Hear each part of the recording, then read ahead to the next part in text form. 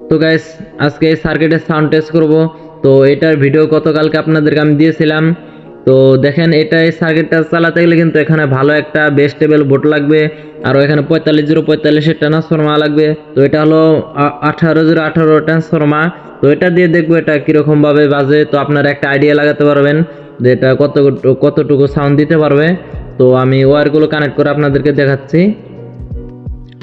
তো গাইস দেখতে পাচ্ছেন আমি কিন্তু সব কানেকশন করে নিয়েছি, এখানে স্পিকার কানেক্ট করেছি। আর আগের ভিডিওতে তো দেখাইছিলাম আমি স্পিকার কোথায় কানেক্ট করতে হবে। তো দেখেন এই ভিডিওতেও দেখিয়ে দিলাম কোথায় স্পিকার কানেক্ট করবেন। তো চলেন এটা সাউন্ড টেস্ট করি। এখানে দেখতে পাচ্ছেন ট্রান্সফরমার লাগিয়েছি। তো দেখি এখানে সাউন্ড কোয়ালিটি কীরকম আসে। আর এখানে আমি অক্স দিয়ে যেহেতু বাজাবো, তো দেখেন আমি অক্স কানেক্ট করে নিয়েছি।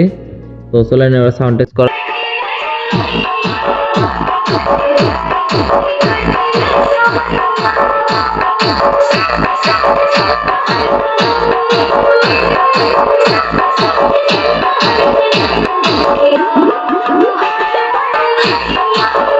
তো গাইস দেখতে পাচ্ছেন সাউন্ড কোয়ালিটি কিরকম হলো অবশ্যই কমেন্টে বলবেন।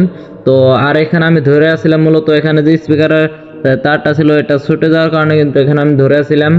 তো নেক্সট ভিডিও এটা আরেকবার আসবে, তো যখন 45 ট্রান্সফরমার আনবো আর ভালো মানে একটা বেস টেবিল আনবো, তখন আপনাদেরকে সাউন্ড টেস্ট আরেকটা দিব নেক্সট ভিডিওতে। আর কমেন্ট করবেন সাউন্ড কোয়ালিটি কীরকম এসেছিলো।